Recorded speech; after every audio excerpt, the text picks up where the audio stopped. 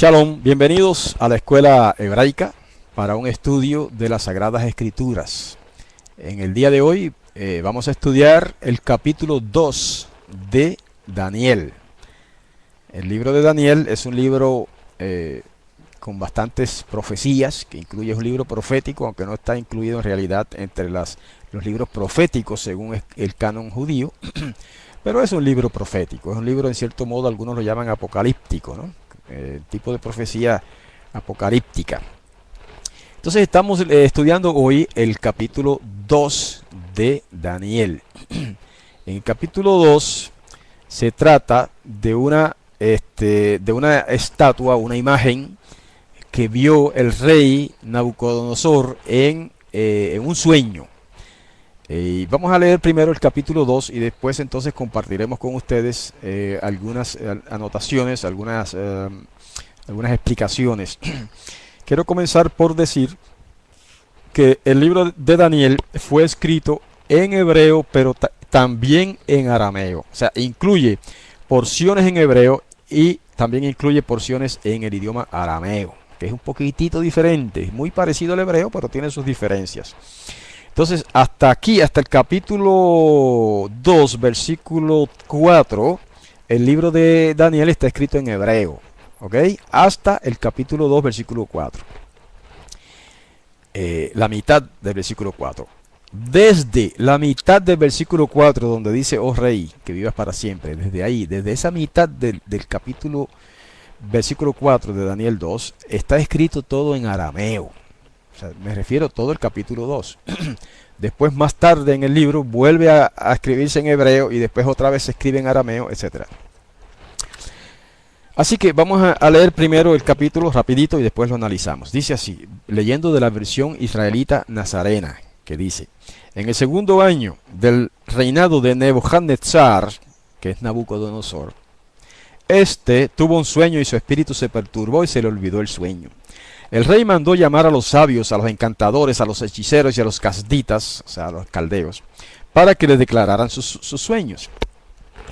Vinieron y se presentaron delante del rey, y el rey les dijo: he tenido un sueño, mi espíritu se ha turbado por entender el sueño. Entonces los casditas le dijeron al rey en arameo, ahora lo que va es en arameo: oh rey, que vivas para siempre, di el sueño a tus siervos y te declararemos la interpretación. El rey respondió y les dijo a los casditas: de mi parte el asunto está decidido. Si ustedes no me dan a conocer el sueño y su interpretación, serán descuartizados y sus casas serán convertidas en ruinas. Pero si me declaran el sueño y su interpretación, recibirán de mí regalos, favores y grandes honores. Así que declárenme el sueño y su interpretación. Entonces, para abreviar, resumimos los siguientes versículos. Ellos insistieron diciendo: pero cuéntenos el sueño y nosotros le daremos la interpretación. Estamos resumiendo hasta el verso 13. Entonces, como ellos no pudieron hacer eso, el rey decretó la muerte de todos los sabios en el reino, ¿verdad?, de Babel, de Babilonia. Y entre esos sabios estaban Daniel y sus 3 amigos, ¿verdad? Así que le avisaron a Daniel. Y entonces pues ahí hubo un diálogo, ¿verdad?, que estamos omitiendo para abreviar. En el verso 14 dice: entonces Daniel se dirigió con prudencia y dirección a Arioch, capitán de la guardia del rey, quien había salido para matar a los sabios de Babel. Habló y dijo a Arioch, oficial del rey, etcétera. Ahí se desarrolla un diálogo que vamos a omitir por brevedad. Entonces Daniel, a raíz de ese decreto de muerte para todos los sabios, en los que estaba incluido él, fue y oró al Todopoderoso, ¿verdad?, al Rey del Cielo, a Yahweh, y fue con sus compañeros y oraron para que el Padre les revelara el misterio, ¿verdad?, de lo que el rey proponía. Entonces el verso 19 dice: entonces se les reveló el misterio de Daniel. Fíjense que Daniel en hebreo se escribe un poquito diferente, ¿verdad? En hebreo tiene una yod. Vamos a decirlo de esta manera: cuando se transcribe al español, el nombre Daniel se transcribe de esta manera: D-A-N-I-Y-E-L, Daniel, porque así exactamente se escribe en hebreo. Entonces se le reveló el misterio de Daniel en una visión de noche, por lo cual Daniel bendijo a Elá, al Elá del cielo. Aquí ya ustedes ven un detallito diferente, ¿verdad? Si esto hubiera sido escrito en hebreo, aquí iría el Elohim del cielo, ¿verdad? Pero dice el Elah del cielo. Pues eso demuestra que el pasaje está escrito en arameo, porque Elah es como se dice Elohim en arameo. Y fíjense que se parece bastante al árabe, en el cual se le llama al creador Alá, ¿verdad? Alá. En arameo es Elah, muy parecido. Verso 20. Daniel habló y dijo, bueno, ahí se da otro diálogo, una oración y demás. No vamos a leer todo para abreviar, para dar más tiempo a las explicaciones, ¿verdad? Entonces, el verso 23, Daniel hablándole al rey Nabucodonosor dice, o Nebuchadnezzar, que es como se dice en hebreo, dice, a ti, oh Elá de mis padres, perdón, aquí le está hablando Daniel, te doy gracias y te alabo porque me has dado sabiduría y poder, y ahora me has dado a conocer lo que te hemos pedido, pues nos has dado a conocer el asunto del rey. Entonces el verso 24, después de esto Daniel entró a la presencia de Arioch y le dijo, etcétera, que fuera y lo presentara delante del rey. Entonces lo llevaron delante del rey. Entonces se inicia el diálogo más importante. En el verso 27 dice, Daniel respondió en presencia del rey diciendo, el misterio sobre el cual el rey pregunta, ni los maestros, ni los encantadores, ni los sabios, ni los adivinos se lo pueden declarar al rey. Pero hay un Elah en el cielo, quien revela los misterios. Él le ha hecho saber al rey Nebuchadnezzar lo que va a suceder en los últimos días. Tus sueños y las visiones de tu cabeza en tu cama son estos. Estando tú, oh rey, en tu cama, tus pensamientos se agitaban por saber lo que había de suceder en el porvenir, y el que revela los misterios te ha hecho saber lo que ha de suceder. En cuanto a mí, se me ha revelado este misterio no por la sabiduría que hay en mí sea mayor que la de todos los vivientes, sino para que yo dé a conocer al rey la interpretación y para que entiendas los pensamientos de tu mente. Ahora es que va específicamente a Daniel a revelarle al rey el sueño que el rey tuvo y que no se acordaba, y además la interpretación. Dice, tú, oh rey, verso 31, tú, oh rey, mirabas y veías una gran estatua. Esta estatua, que era muy grande y cuyo brillo era extraordinario, estaba de pie delante de ti y su aspecto era temible. La cabeza de esta estatua era de oro fino, su pecho y sus brazos eran de plata, su vientre y sus muslos eran de bronce, sus piernas eran de hierro y sus pies eran en parte de hierro y en parte de barro cocido. Mientras mirabas, se desprendió una piedra sin intervención de manos. Ella golpeó la estatua en sus pies de hierro y de barro cocido y los desmenuzó. Entonces se desmenuzaron también el hierro, el barro cocido, el bronce, la plata y el oro, y se volvieron como la paja de las eras en verano. El viento se los llevó y nunca más se halló su lugar, y la piedra que golpeó la estatua se convirtió en una gran montaña que llenó toda la tierra. Este es el sueño. Y su interpretación, verso 36. Y su interpretación también la diremos en presencia del rey. Tú, oh rey, eres rey supremo, porque el Elahá del cielo te ha dado la realeza, el poder, la fuerza y la majestad. Todo lugar donde habitan los humanos, los animales del campo y las aves del cielo, Él los ha entregado en tus manos y te ha dado dominio sobre todos ellos. Tú eres aquella cabeza de oro. Después de ti se levantará otro reino inferior al tuyo y otro tercer reino de bronce, el cual dominará en toda la tierra. El cuarto reino será fuerte como el hierro, y como el hierro todo lo desmenuza y pulveriza, y como el hierro despedaza, así desmenuzará y despedazará a todos estos. Lo que viste de los pies y de los dedos, que en parte eran de barro cocido de alfarero y en parte de hierro, significa que ese reino estará dividido, pero en él habrá algo de la firmeza del hierro, tal como viste que el hierro estaba mezclado con el barro cocido. Y por ser los dedos de los pies en parte de hierro y en parte de barro cocido, así el reino será fuerte, será en parte fuerte y en parte frágil. En cuanto a lo que viste que el hierro estaba mezclado con el barro cocido, se mezclarán por medio de alianzas humanas, pero no se pegarán el uno con el otro. Así como el hierro no se mezcla con el barro, y ahí va el punto final. Y en los días de estos reyes, el Elá del cielo, o sea, el poderoso del cielo, levantará un reino que jamás será destruido ni será dejado a otro pueblo. Este desmenuzará y acabará con todos estos reinos, pero él permanecerá para siempre. De la manera que viste que de la montaña se desprendió una piedra sin intervención de manos, la cual desmenuzó el hierro, el bronce, el barro cocido, la plata y el oro, el gran Elá ha hecho saber al rey lo que va a suceder en el porvenir. El sueño es verdadero y su interpretación es fiel. Entonces, de ahí en adelante describe que el rey se puso sobre su rostro, rindió homenaje a Daniel, él le mandó que le dieran ofrendas incluso, y dijo el rey, ciertamente su Elahá es el Elá Elahim, eso significa el poderoso de poderosos, y el Mare Malhim, eso significa soberano de reyes. Él revela los misterios, pues tú pudiste revelar este misterio.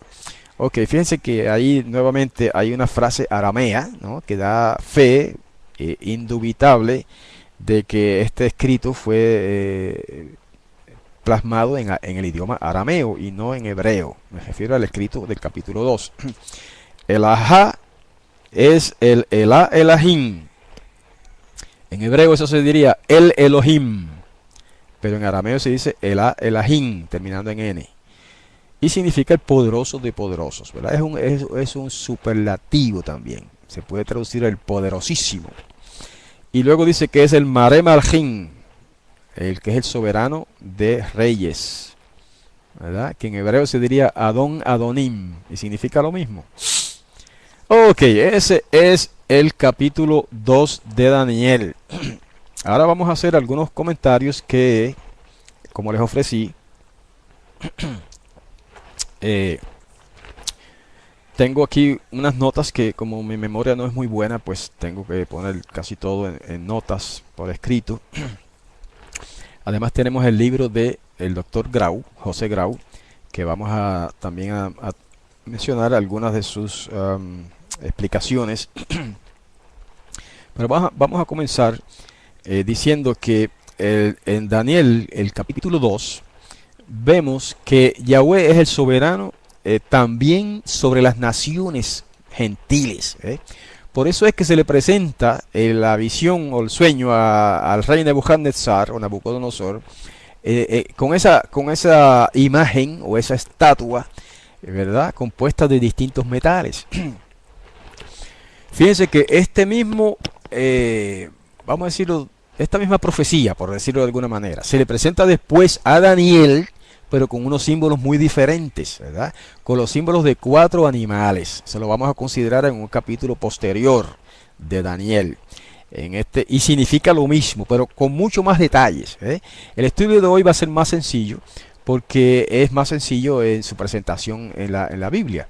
Pero en el próximo estudio, donde vamos a tocar sobre las animales que se presentan en una visión a Daniel, como representando también esos mismos 4 reinos de los que vamos a estudiar hoy, es mucho más específico y más detallista el próximo estudio de la visión de Daniel. Lo de hoy es más sencillito. Se le presenta al rey Nebuchadnezzar o Nabucodonosor una imagen compuesta de distintos metales. La cabeza de la imagen, en ese sueño, él ve que la cabeza de esa imagen es de oro, ¿verdad? Entonces que el pecho de la imagen y los brazos, que generalmente los que dibujan esta imagen la dibujan así con los brazos cruzados, no necesariamente la vio así, pero es probable. El pecho y los brazos son de bronce, ¿verdad? Es interesante que el mismo revelador, el ángel que le reveló esto a Daniel, le menciona los detalles, los metales, ¿ok? Porque en el sueño el rey vio eso, de que esa imagen era de distintos metales. La cabeza de oro, el pecho y los brazos de bronce, de plata, un metal un poco inferior al oro. Después el vientre de bronce y entonces finalmente las piernas de hierro y los pies de una mezcla de hierro y barro. Pero no barro crudo, sino barro cocido. ¿Por qué se le presenta al rey ese sueño en forma de una imagen, mientras que a Daniel se le presenta la visión de lo mismo, pero con forma, ¿saben? En términos de animales, ¿no? Representadas por animales? Porque este rey era un rey pagano, ¿verdad? Ellos eran adoradores de imágenes. Y entonces se le presenta probablemente este sueño en forma de una imagen que representa a los 4 imperios mundiales, porque esa imagen va a ser después destruida. ¿Ve? Y detrás de eso implícitamente está el mensaje de que la idolatría va a ser eliminada del mundo junto con los reinos o gobiernos de los gentiles. ¿Ve? Pero también nos enseña esto, que no solamente el Todopoderoso no es solamente un poderoso del pueblo de Israel, sino que también lo es de las naciones. No es el poderoso que adora a las naciones, ok, pero es el Todopoderoso que domina sobre las naciones.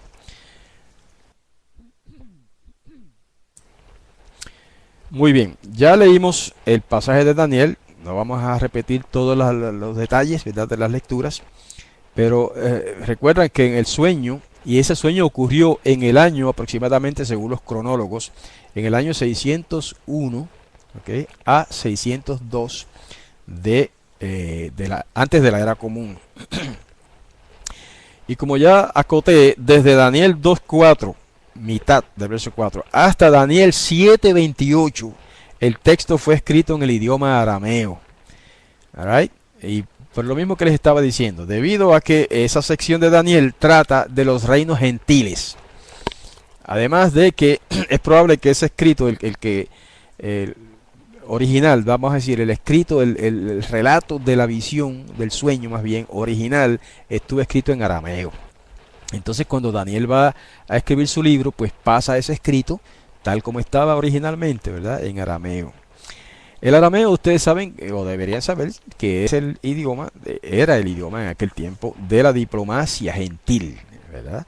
Es como, por ejemplo, el idioma inglés hoy día. El idioma inglés es el idioma de la diplomacia entre las naciones. Prácticamente en todas las naciones, de una manera o de otra, se habla inglés.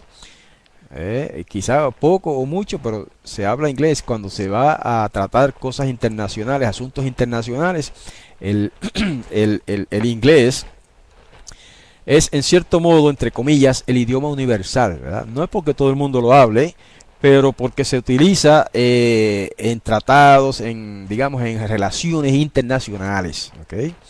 Y asimismo era el arameo en aquel tiempo. Por eso el arameo tuvo tanta influencia sobre el idioma hebreo de la Biblia, ¿okay? Por eso es que hay algunos libros de las escrituras de la Biblia escritos en arameo. No quizá libros completos, pero partes de libros, ¿no? Y uno de esos es aquí en Daniel. Hay otro fragmento en Ezequiel escrito en arameo y así. Ok, es como si Yahweh quisiera demostrar, ¿verdad?, que Israel no es la única nación incluida en su plan, ¿verdad?, en su plan de salvación y en su plan para las naciones, sino que también las naciones gentiles y las naciones paganas en general deben entender que Yahweh, el poderoso de Israel, el que le reveló a Daniel el sueño de Nebuchadnezzar, es el soberano de todas las naciones. Ahora, ahí menciona varios tipos de sabios en Babel. ¿Okay? Dice los magos, pero en la versión israelita nazarena, que fue la que citamos, no utilizamos la palabra magos, porque esa palabra ha cambiado de significado. Hoy día un mago se considera alguien que hace trucos de magia, por decirlo de alguna manera, ¿no? Que hace magia, sea genuina o sean trucos. Un mago es el que hace magia. Pero en tiempos antiguos, el mago no era la persona que hacía magia, eran los sabios. Daniel era uno de esos sabios también. En hebreo se dice Hartumim, o en arameo más bien, Hartumim. ¿ok? Entonces después se menciona a los astrólogos, pero en la versión israelita nazarena, un ilusionista, como alguien me aclara, de que un mago hoy día es como un ilusionista, eso es correcto. En la versión israelita nazarena, donde dice astrólogos, en las otras versiones se traduce encantadores, que en hebreo es ashafim. Y donde dice encantadores en otras versiones, en la versión israelita nazarena se traduce hechiceros, que en hebreo es mehashim, mehashfim, ¿ok? Y caldeos, en todas se traduce más o menos caldeos, pero en la versión israelita nazarena se traduce los kashditas, porque en hebreo se dice kashdim.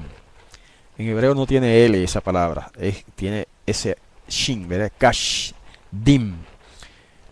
Muy bien, la palabra magos, ¿verdad? O sabios puede referirse a los adivinos de aquella época, los que adivinaban la fortuna, ¿verdad? O los eruditos, una de las dos. Esa palabra se aplicaba a los adivinos y también a los eruditos, ¿eh? En ese sentido, Daniel, por ejemplo, era uno de estos magos, pero no en el sentido de ser un adivino, sino en el sentido de que era un erudito, ¿ok? Las áreas de estudio, lo que pasa es que las áreas de estudio en aquellos tiempos, de esos dos tipos de estudios, no se diferenciaban mucho, no se separaban y eran definidas estrechamente, ¿verdad? Aún como se hace hoy día también.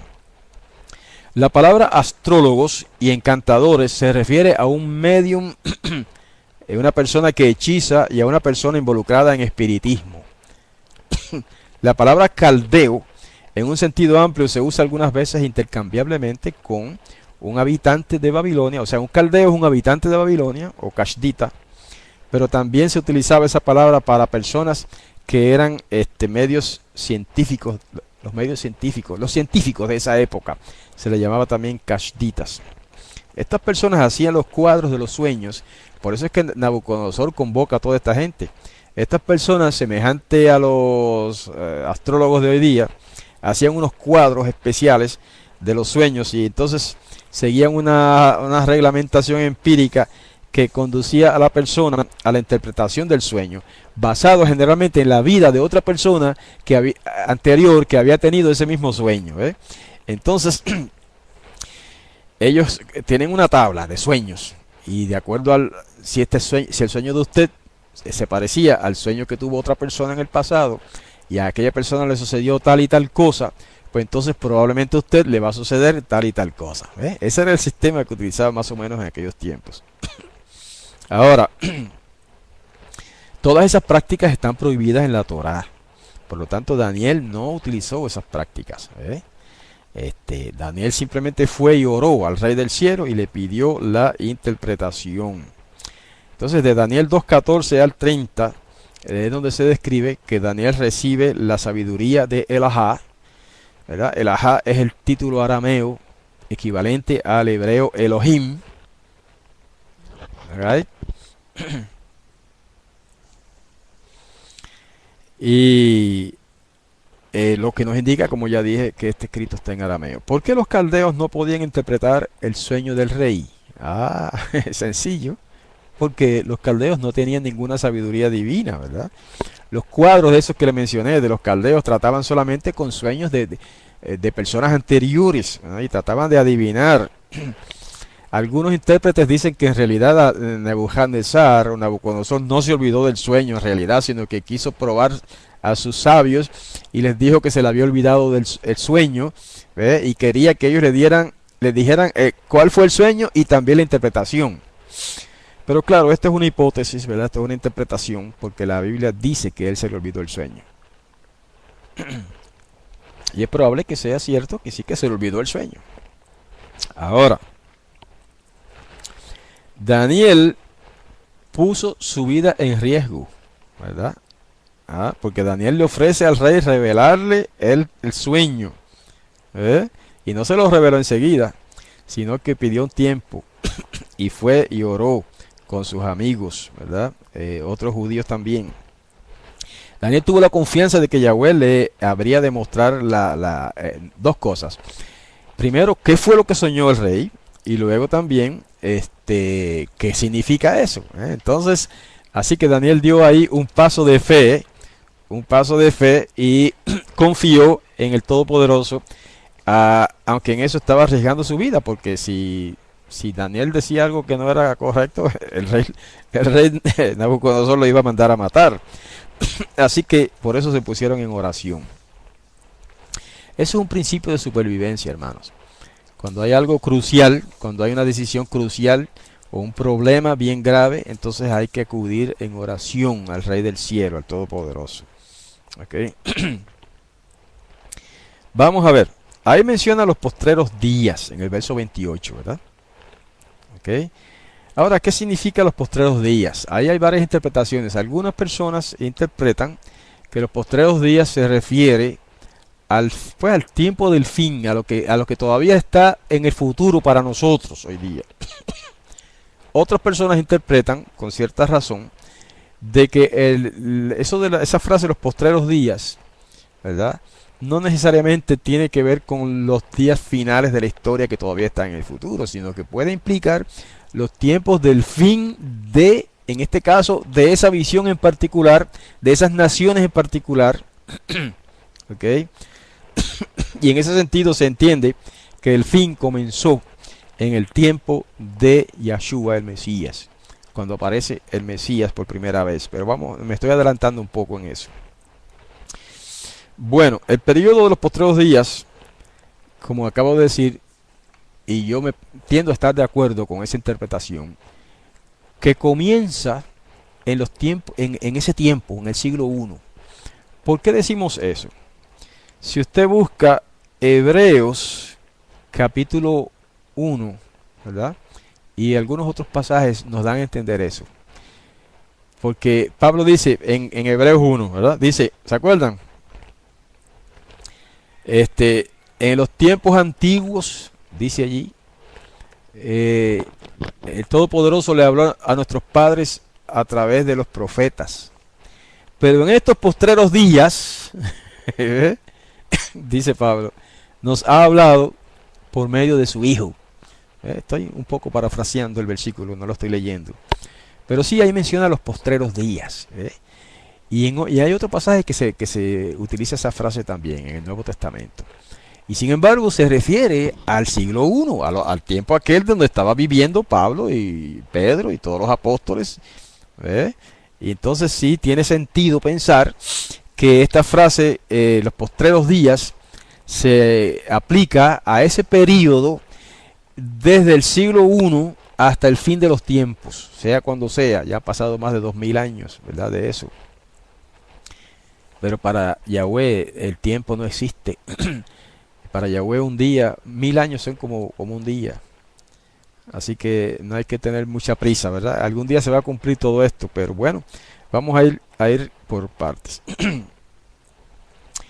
También quería mencionar que la frase de los últimos días o los postreros días o frases semejantes en 2 Timoteo 3:1 se menciona, en 1 de Pedro 1:20, ¿verdad? Y se relaciona con la asamblea de Yahweh, conocida como la Iglesia de Dios, ¿verdad?, en otras traducciones de la Biblia. En la traducción versión israelita nazarena se traduce asamblea de Yahweh. También se puede traducir congregación de Yahweh. Esa frase se utiliza con relación a Israel en Jeremías 30, 4 al 10 y en Isaías 2, 2 al 4. ¿Okay? Y se utiliza para referirse al gobernante de las naciones en Daniel 2, 10, que es lo que leímos. Este es el significado que Daniel tiene en su mente probablemente en el capítulo 2, ¿verdad? El fin de los tiempos para Daniel, muy probablemente en este caso, se refiere principalmente al fin del reino de Nabucodonosor y probablemente también al fin de cada uno de esos reinos, al fin de la supremacía de esos reinos. Porque es interesante esa interpretación, porque eso nos muestra que el Mesías tenía que venir antes de que terminara la supremacía del cuarto de esos reinos. Interesante, eso es bien importante, hermanos. Es más, yo me atrevo a decir más, si el Mesías no vino durante la supremacía del cuarto reino, representado por las piernas de hierro, el Mesías nunca vendrá. Porque esta profecía implica que el Mesías o el reino mesiánico habría de venir en los días del cuarto reino, representado por las piernas de hierro. ¿Ok? Así que vamos a adelantar un poquito en el análisis de la imagen. ¿Ok? Vamos a recordar que leímos Daniel 2, 31 a 35 sobre la imagen y quiero hacer algunas observaciones generales y que son bien importantes también en relación con el cumplimiento de ese sueño profético. Fíjense que los materiales disminuyen en valor desde la cabeza a los pies. Este es un dato interesante. El oro vale más que la plata, ¿verdad? La cabeza vale más que el pecho en la imagen esta del sueño. Porque el oro vale más que la plata. Luego la plata vale más que el bronce. El vientre era de bronce, ¿verdad? El bronce vale menos que la plata. Y después viene el hierro en las piernas, que el hierro vale menos que el bronce. Y luego los pies, es una mezcla de hierro y barro, entonces vale menos todavía porque, aunque es parte de los pies son parte de las piernas, obviamente. Pero entonces disminuye el valor de las piernas, ¿verdad? De ese reino representado por las piernas al mezclarse los pies con barro. Eso es un detalle interesante. Pero hay otra diferencia interesante en cuanto a la diferencia entre un metal y otro. Y es la gravedad específica de cada metal. Noten esto. Esto no lo dicen a menudo, ¿verdad? Los intérpretes de esta profecía. El oro, ya esto es un dato científico. La gravedad específica del oro es 19. Con la gravedad quiero decir el peso, ¿no? El peso. Mientras que la gravedad específica de la plata es 11. ¿Qué quiere decir esto? Que el oro pesa más que la plata. No solo vale más que la plata, sino que pesa más que la plata. ¿Ok? Eso quiere decir que todos los reinos que están representados por esta imagen van a ir decreciendo en valor y decreciendo en peso. Por lo tanto, decreciendo en poder. Ok. La gravedad específica del bronce, que es el tercero de los metales, ¿okay? La gravedad específica del bronce, que es el tercero de los metales, es 8.5. Estos son datos químicos, ¿verdad? Que conseguí en alguna parte. Y la gravedad específica del hierro es 7.8. Ajá. Entonces, según esta tabla, el oro pesa más que la plata pesa más que el bronce pesa más que el hierro, y el hierro, aunque no está en la tabla, el hierro si lo mezclas con barro, entonces pesa menos todavía que el hierro solo, ¿verdad? Así que los materiales disminuyen en valor, disminuyen en peso, pero aumentan en fuerza, por decirlo de alguna manera. Deja ver cómo lo decimos, cómo lo anoté por aquí. Aumentan, sí, en la fuerza de la cabeza a los pies. Ok, vamos a especificarlo. El oro es más blando que la plata. Es más débil, por lo tanto. La plata es más blanda y por lo tanto más débil que el bronce. El bronce es más débil o más débil, sí, que el hierro. A excepción de los pies, que eso queda fuera de esta tabla. Pero eso es lo que implica entonces, es que esos cuatro reinos que están representados por esos cuatro metales van a ir aumentando en poder, en fuerza, ¿verdad? Aunque disminuyen en otros conceptos. Muy bien, vamos ahora a ver otros detalles sobre esto en cuanto a las fechas. El oro que Daniel interpretó clara y directamente, dijo: la cabeza de oro eres tú, señalando al rey, ¿verdad? Eso quiere decir que representa el reino de Babilonia, porque al decir tú, ¿verdad? Daniel no está necesariamente diciendo, o sea, refiriéndose al rey solamente, sino al rey y su reino. Ese reino, el reino de Nabucodonosor, como se dice en hebreo, o Nabucodonosor, como dice en griego, Duró desde el año 606 hasta el año 538 antes del Mesías, o sea, antes de la era común, que es como se dice generalmente. Ese reino duró entonces 68 años. Nabucodonosor era un monarca absoluto, ¿verdad? Un dictador, un déspota absoluto y muy rico. Por lo tanto, la escritura se refiere a él como la cabeza. El resto de al resto de los metales se refiere como reinos. Sin embargo, a la cabeza se refiere como él, como Nabucodonosor, el rey. Y no es casualidad, ¿verdad? Ese sueño está estructurado de una manera, por decirlo de alguna manera, científica, lógica, porque todo concuerda, ¿verdad? Con la realidad. El reino más rico de todos esos que mencionamos fue Babilonia. Ustedes saben cómo el esplendor de aquel gran imperio babilónico que dominaba casi toda la tierra. Y ese reino con sus jardines colgantes y los sigurat y todas esas riquezas increíbles fue el reino más rico, ¿verdad? De todos estos. El oro representa entonces al rey, pero también al reino. Babilonia era una cultura comercial. ¿Okay? Los conceptos importantes de la banca, oigan bien esto ahora, estos datos los conseguí también en internet, no los había escuchado antes. Los conceptos importantes de la banca usados hoy en día se originan en el reino de Babilonia y se basan en el número 60. Vayan parando el oído, como dicen los muchachos. Se basa en el número 60. ¿Okay? Los tipos de interés, la tasa, el interés compuesto y todas esas cosas, el pagaré, ese concepto de pagaré, los fondos mutuos, el sistema numérico basado en el 60, todo eso proviene de Babilonia. Todo eso proviene de Babilonia. Por ejemplo, los 360 grados que hay en un círculo, ¿de dónde procede ese concepto de que en un círculo hay 360 grados? De Babilonia. ¿Okay? El ejercicio económico del año se basa en el ciclo de 360 días. ¿Okay? Un minuto tiene 60 segundos. ¿Quién dijo que un minuto tiene 60 segundos? Bueno, ese sistema se originó en Babilonia. ¿Okay? Una hora tiene 60 minutos. Todo el mundo ahora, en todas las naciones, se sabe que una hora tiene 60 minutos. Y un minuto tiene 60 segundos. Toda esa nomenclatura y todos esos conceptos provienen de Babilonia. Y no quiere decir que por el hecho de que provienen de Babilonia sea algo malo y que no podemos usar. No. Puede que algunos vayan al extremo. Hay personas que les gusta ser extremistas, ¿verdad?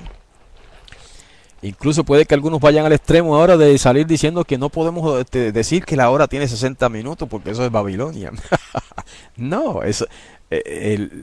estos asuntos matemáticos, estos asuntos comerciales, etcétera, no tienen nada que ver con la religión, ¿verdad? Ok. Ahora no, exacto, no vaya alguien a decir, no podemos estudiar matemática porque eso viene de Babilonia. Nada que ver, ¿verdad? Todas estas cosas son parte de la vida humana, de los seres, ¿verdad? De los seres humanos en este planeta y no hay nada de malo en eso. Lo que hay de malo en los conceptos que provienen de Babilonia son los conceptos que tienen que ver con la religión. Eso es diferente. Muy bien. La plata. Dice el profeta Daniel le dijo al rey, después de ti se levantará otro reino menor que tú. ¿Se acuerdan? Entonces sabemos ya por la historia que el imperio mundial que se levantó después de Babilonia fue el imperio medo-persa. Y fíjense que digamos lógico, ¿verdad? Que en el sueño se represente el pecho de la imagen o sea, se representa el reino medo-persa, mejor dicho, por el pecho de la imagen, porque el pecho de la imagen, fíjense qué interesante, que del pecho de la imagen provienen dos extremidades que se llaman brazos, ¿verdad? Dos brazos. Entonces, eso da la idea de que ese reino sería un reino compuesto de dos naciones. o dos reinos unificados, ¿verdad? Y así fue. Los medos y los persas se unieron para formar un reino bien poderoso, pero no tan poderoso como el de Babilonia. Sin embargo, destruyeron a Babilonia. O sea, los medos y los persas unidos derrocaron, vamos a decir, derribaron el reino de Babilonia, el imperio mundial de Babilonia. Pero fue porque los entramparon. ¿Se acuerdan la historia? No vamos a entrar en todos los detalles, pero ustedes saben cómo entraron los medos en un día que los babilonios estaban en fiesta, borrachos, y entraron por las compuertas, secaron un canal que rodeaba Babilonia. Esto es historia ya. Y secaron el canal y entonces por los portones que daban acceso a Babilonia entraron los guerreros medo-persas y sorprendieron a los babilonios y así derribaron, ¿verdad? Derrotaron el ejército babilonio. Pero fue, digamos, por una estrategia militar muy, muy buena, muy importante. No porque fuera un reino más poderoso que Babilonia, no era más poderoso. Babilonia fue un reino más poderoso que Medo-Persia. Pero Medo-Persia fue más listo y derrotó a Babilonia. Ahora, el reino Medo-Persa duró del año 538 antes del Mesías al año 331. Del 538 al 331, obviamente antes del Mesías, antes de la era común. Ese reino duró 207 años. ¿Okay? Y como ya mencioné, hay dos brazos que indican eso, esa naturaleza doble, ¿verdad? De este reino. Los medos eran guerreros y los persas eran los eruditos. Los medos eran los guerreros fuertes y los persas eran los eruditos de este reino. Y se basaba mucho en la plata. Sí, en este reino abundaba muchísimo la plata, y la plata era el metal principal, característico, podríamos decir el símbolo de ese reino era la plata. Ok, vamos a ver las características importantes de este reino. La característica principal de ese reino era la tolerancia. Y eso se manifiesta en datos históricos. Por ejemplo, Ciro, o como dice en hebreo, Koresh, Koresh, ¿verdad? Era un rey importante. Fue el que financió la construcción del templo de Jerusalén. Eso está en Esdras capítulo 1 y verso 2. Ciro financió también un proyecto humanitario que involucraba gente de otra religión, de otras religiones. Eso está en Esdras capítulo 3 verso 7. Ciro devolvió algunos de los tesoros del templo a los judíos. Eso se menciona ahí en los libros de Esdras y Nehemías y de Crónicas. ¿Okay? Así que la característica principal de este reino era la tolerancia. Ellos toleraban bastante a otras religiones.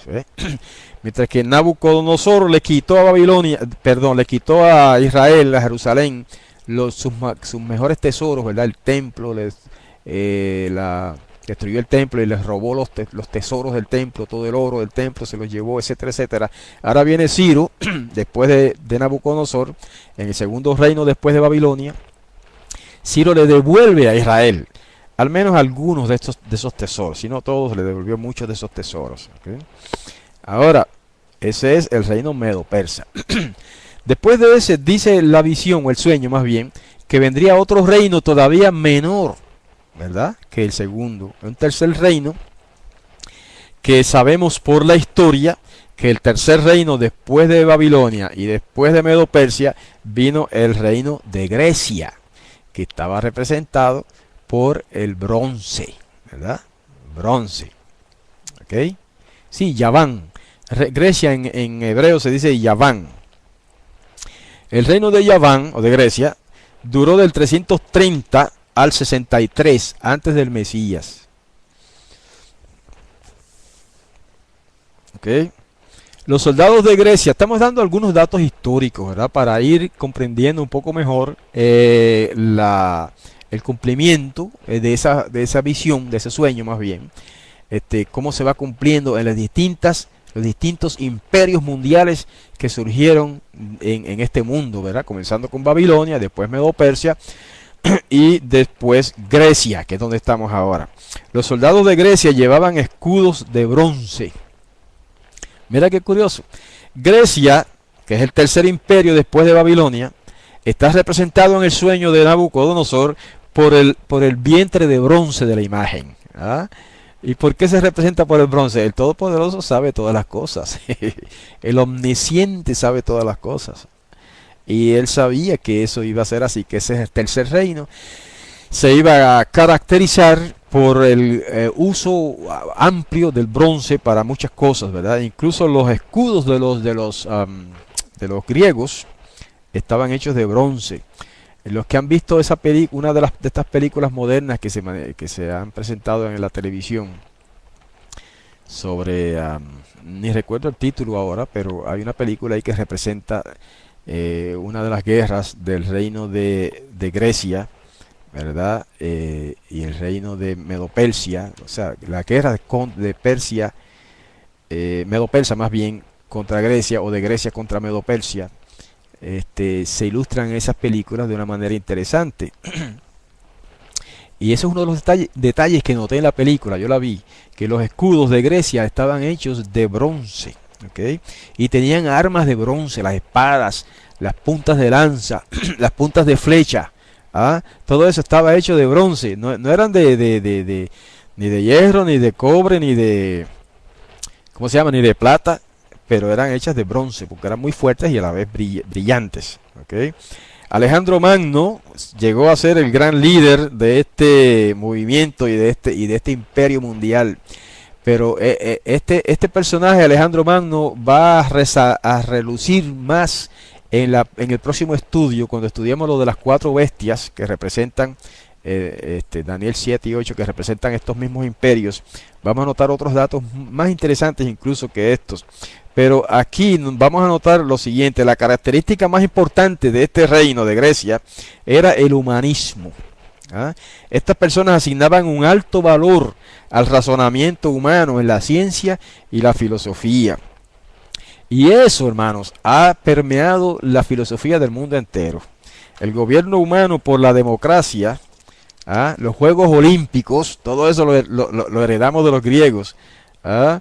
Los Juegos Olímpicos que celebran el logro máximo del cuerpo humano, la belleza del cuerpo humano, eso era, casi se adoraba en Grecia, ¿okay?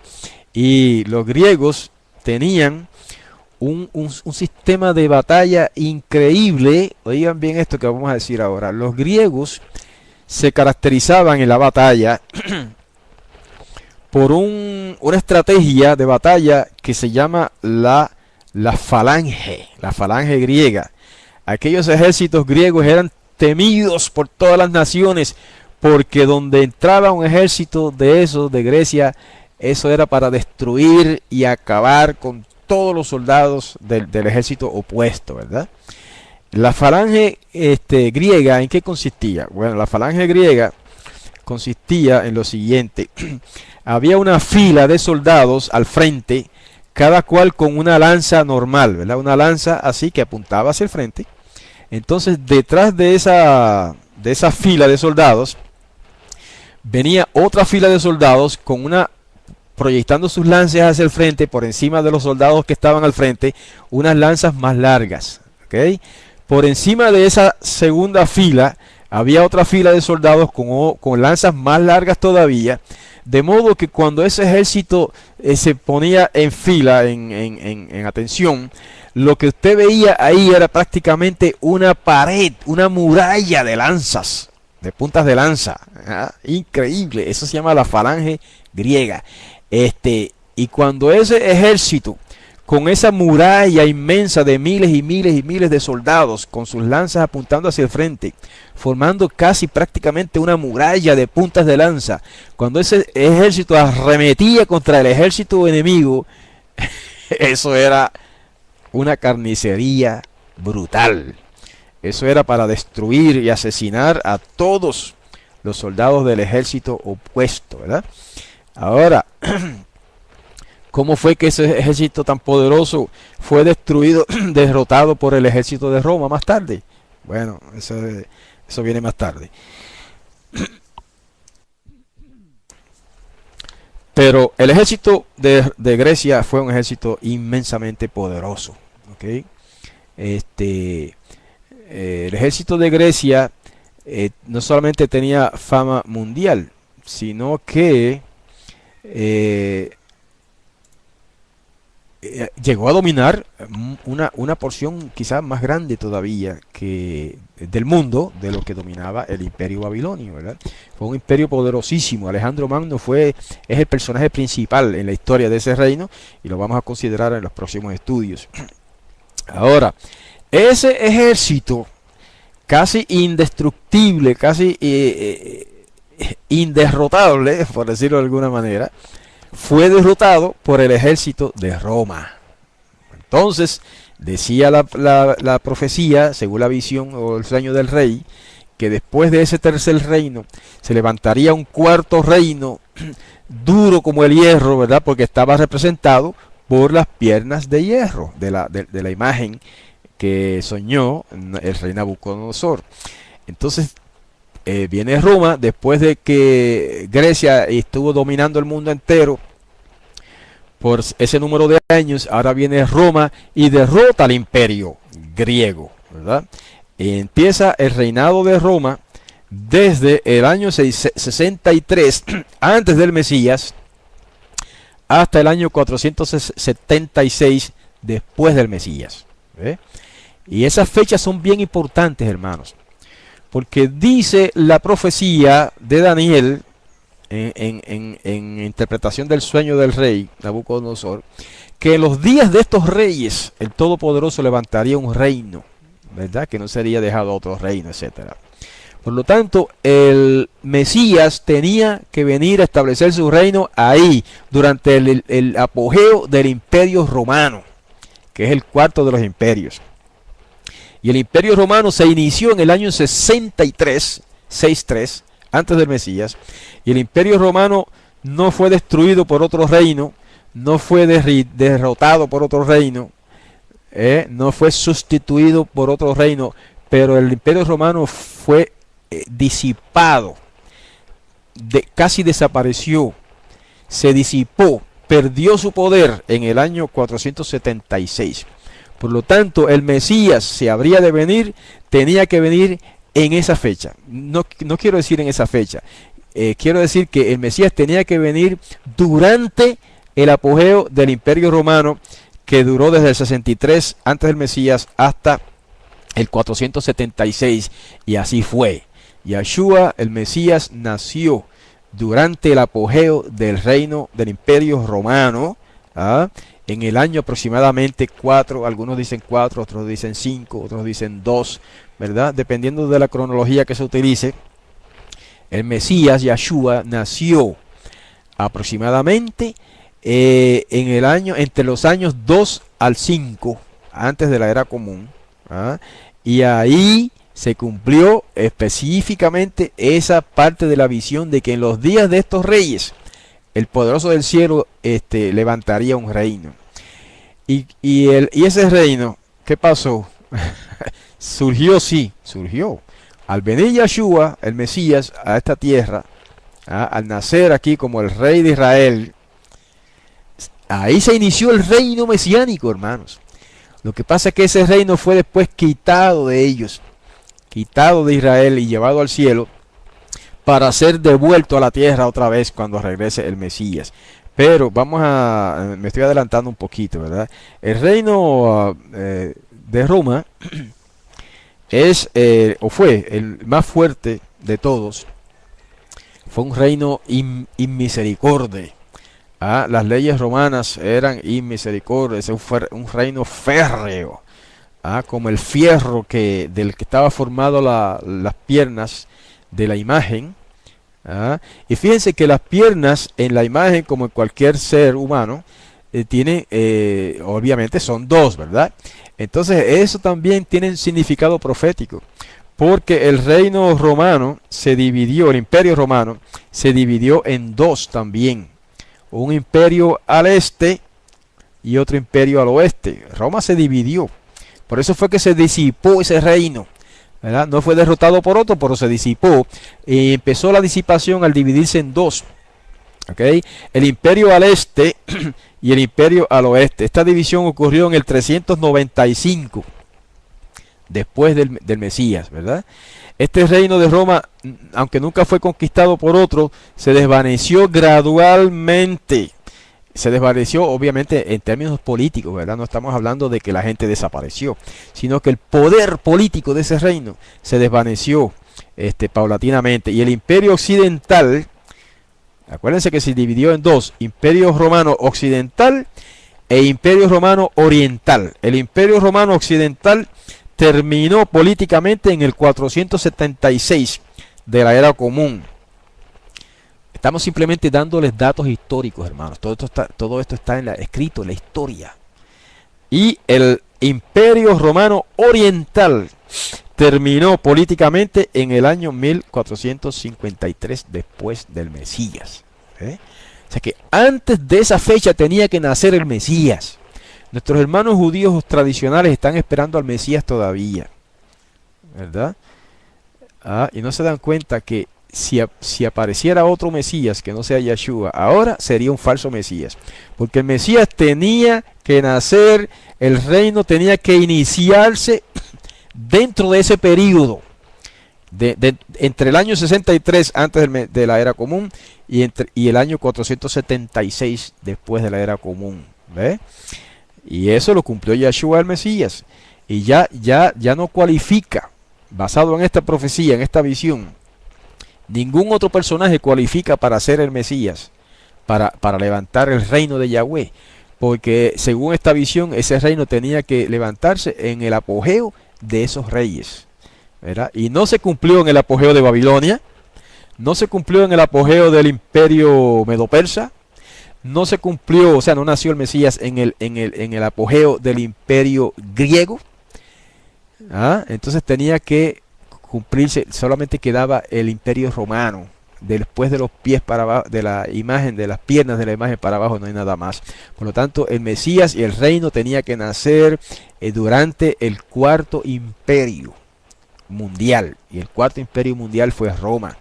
¿Ve? Por eso es que en el Talmud hay una frase misteriosa que un rabino pregunta: ¿y dónde está el Mesías? Y otro rabino dice: el Mesías habita en las puertas de Roma. Qué interesante, hermanos. Los que estudian el Talmud así por pura tradición no se dan cuenta de muchas cosas. Los que estudian el Talmud buscando la verdad mesiánica, encuentran joyas interesantes. Y una de esas es esta. Uno de los rabinos antiguos dijo: el Mesías habita en las puertas de Roma. Otro dijo: el Mesías se llama Yanún. Y así etcétera. Cada cual de los rabinos que estaban allí presentes dio un nombre para el Mesías o dio una descripción. Y uno de ellos, no recuerdo ahora el nombre, dijo: el Mesías habita en las puertas de Roma. Y eso es bien interesante, hermanos. Ese hombre yo creo que estaba inspirado por el Todopoderoso, porque el Mesías tenía que nacer durante el apogeo del imperio de Roma. De otro modo, no hay Mesías. Pero nació, sucedió. El reino de Yahweh se inició en el siglo I, cuando estaba en su apogeo el imperio romano. Y ahí nace Yeshua y ahí nace el reino. Lo que pasa es que otro día vamos a explicar por qué decimos que nace el reino. Y porque usted dirá: pero ¿y dónde está el reino? Pero eso lo explicamos luego. Pero sí, el reino de Yahweh nació en el siglo I, hermanos, con la venida del Mesías. Bueno, bajando un poco más en la imagen del sueño de Nabucodonosor, notamos que el hierro y la arcilla, ¿verdad?, ya es otro aspecto del reino, del reino de Roma, del imperio romano. Eso quiere decir que el imperio romano se disiparía, pero quedarían residuos, ¿verdad? Una mezclita de barro con hierro, eso no es ningún imperio. Vamos a decirlo de otra manera. El imperio, tomando como base la figura de la imagen del sueño de Nabucodonosor, el imperio romano se disipó en los tobillos. Por decirlo de algún modo, ¿verdad? El imperio romano se disipó, casi desapareció. No desapareció totalmente, pero se disipó en los tobillos. De ahí para abajo, lo que se encuentra en ese sueño simbólico es una mezcla de hierro y barro. Eso quiere decir que eso no es un imperio. Eso quiere decir que Roma permanece, Roma sigue viva, pero ya no como un imperio. ¿Ve? Ya no como un rey soberano sobre toda la tierra, sino como residuos del imperio romano. Y esos residuos del imperio romano se manifestaron en la historia, o se cumplió eso en la historia, a través de los reyes y reinos que constituyeron Europa, ¿verdad? Sin entrar en todos los detalles que eso implica. La Europa, esa dividida en tantos gobiernos, tantos reinos distintos, viene siendo el cumplimiento de la división en los pies de la imagen de barro y hierro y barro cocido, ¿verdad? Y fíjense que todavía está Roma ahí. Por eso es que Roma todavía gobierna sobre Europa, hermanos. Ya quizá en un aspecto diferente, ¿verdad? Ya no como un imperio mundial, obviamente, pero sí como un imperio religioso. Y ahí es donde entra el papel de Roma en todo este asunto, ¿verdad? Ahora, dice la profecía en el verso 43 que se mezclarán, pero por medio de alianzas humanas. O sea, se mezclarían esos reinos por medio de alianzas humanas, pero que no se unificarían como, ¿sabe?, en un todo. Por eso es que ahora mismo en Europa usted encuentra que todas estas naciones que componen la Europa Unida, incluso ahora se llama así, ¿verdad?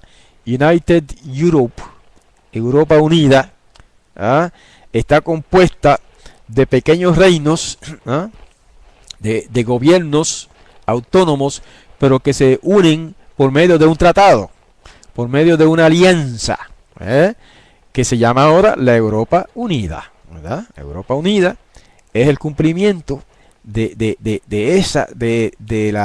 sueño de Nabucodonosor respecto a los pies de la imagen. En otras palabras, ahora estamos viviendo en los pies de la imagen, hermanos. Ahora estamos viviendo en ese periodo de la historia que estaba representada en el sueño del rey Nebuchadnezzar por los pies de la imagen, que era una mezcla de hierro y barro cocido de alfarero. Eso quiere decir que estamos, ¿verdad? Se supone que estemos cerca de la implantación final del reino del Mesías. Lo que pasa es que el reino del Mesías comenzó ya, pero eso lo explicaremos en otra ocasión, como he dicho ya varias veces. Pero sí tenemos que asentar las bases en este estudio de hoy, en el sentido de que en los días de esos reyes, por lo tanto tiene que ser en los días de Roma que surja el reino de Yahweh, o el reino del Mesías, para decirlo de una manera más sencilla. El reino del Mesías, el reino de Yahweh sí, pero a través del Mesías. Ahora note que ¿cómo fue que se destruyó esa imagen? Esa imagen en el sueño de Nabucodonosor no se destruye por una guerra, no se destruye por un terremoto, no se destruye por un cataclismo. Simplemente dice la descripción del sueño que de un monte se desprende una piedra y golpea la imagen en los pies y derriba todos los demás reinos. O sea, derriba la estatua completa. Eso quiere decir que una vez que se implante en todo su poder, el reino va a destruir a todos los demás reinos, va a eliminar a todos los demás gobiernos de la humanidad, hermanos. Y fíjense que ese proceso comenzó ya. Ese proceso comenzó en el siglo I, cuando nace Yeshua, el Nazareno, ¿verdad? Y se proclama como el Mesías. Y empieza un proceso de transformación que él mismo comparó al efecto de la levadura en la masa. ¿Se acuerdan de eso? Ustedes, los que han estudiado bien el Nuevo Testamento, saben de qué estoy hablando. Yeshua dijo, el reino de los cielos es como una levadura que una mujer pone en una masa hasta que fermenta toda la masa.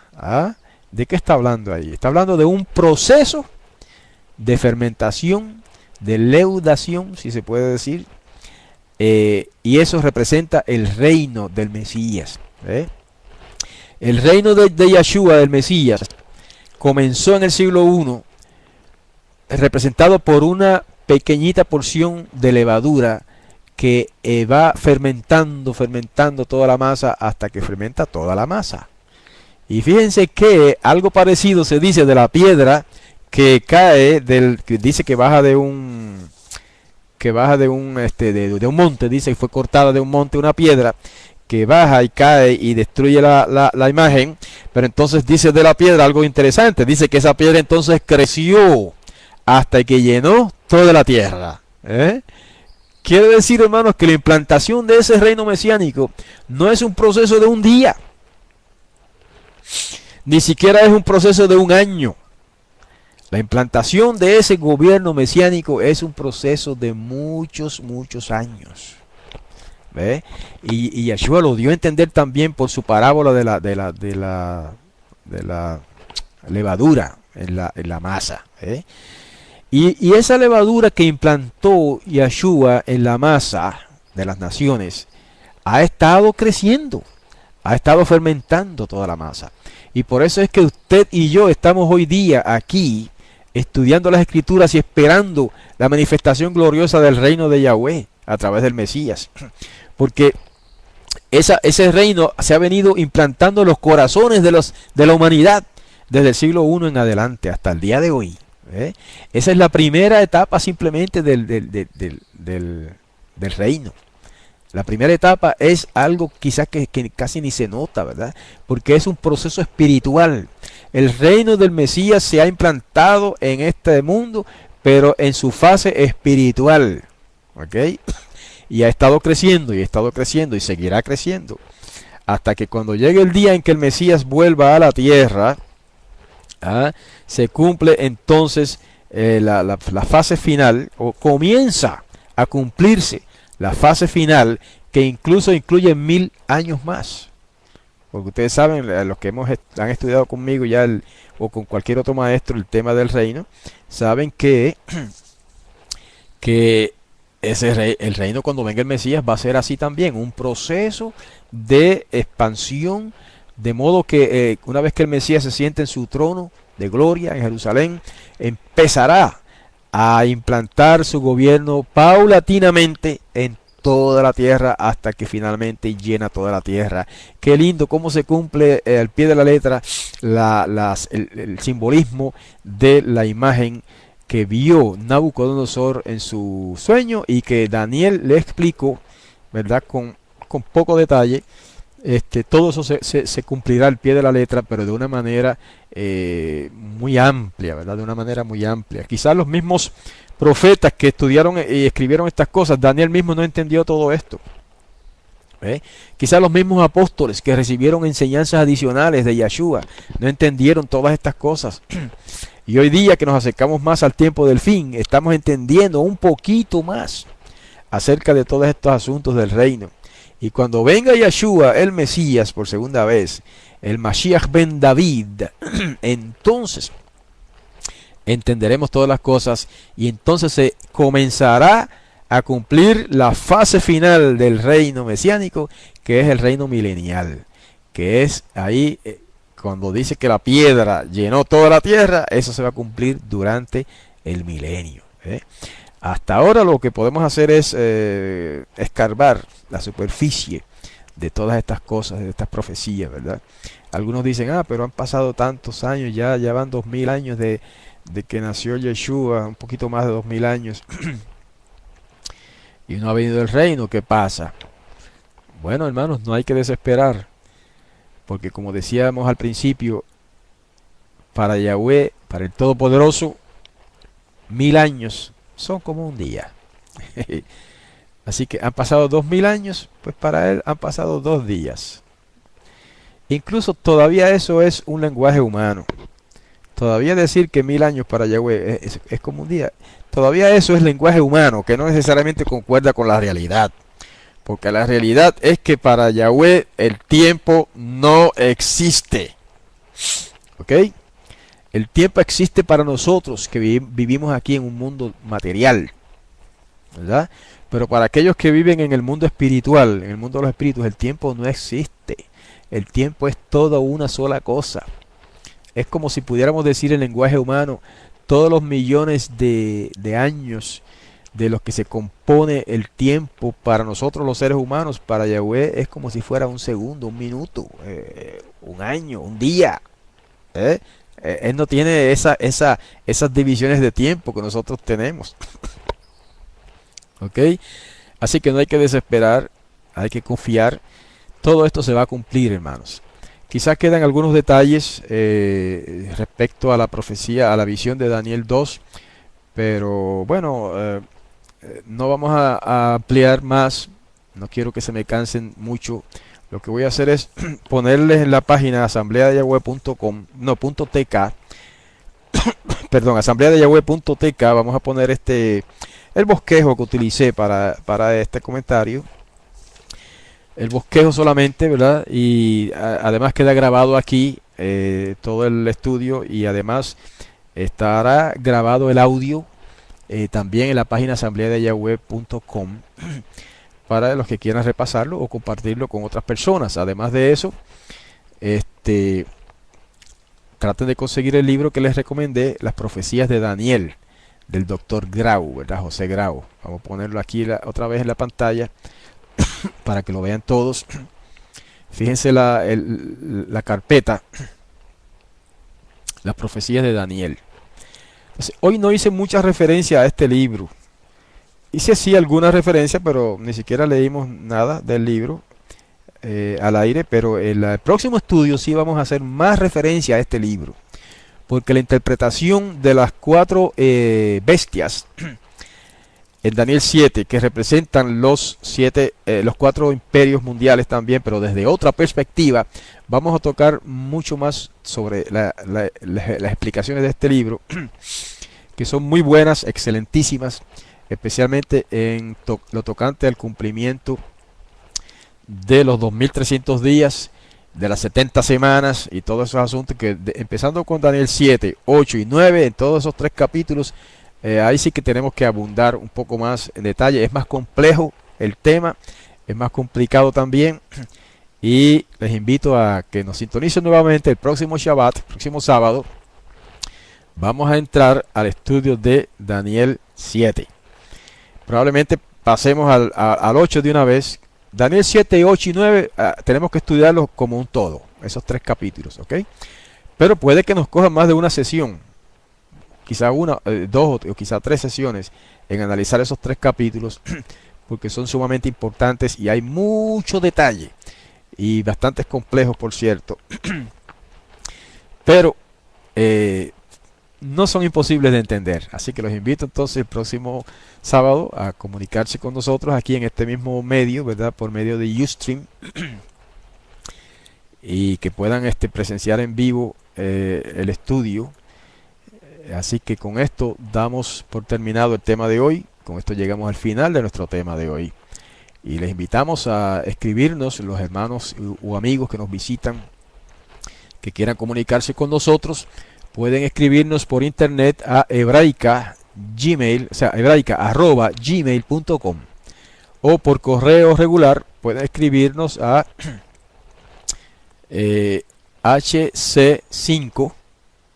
HC5 apartado 25134, Camuy, Puerto Rico 00627.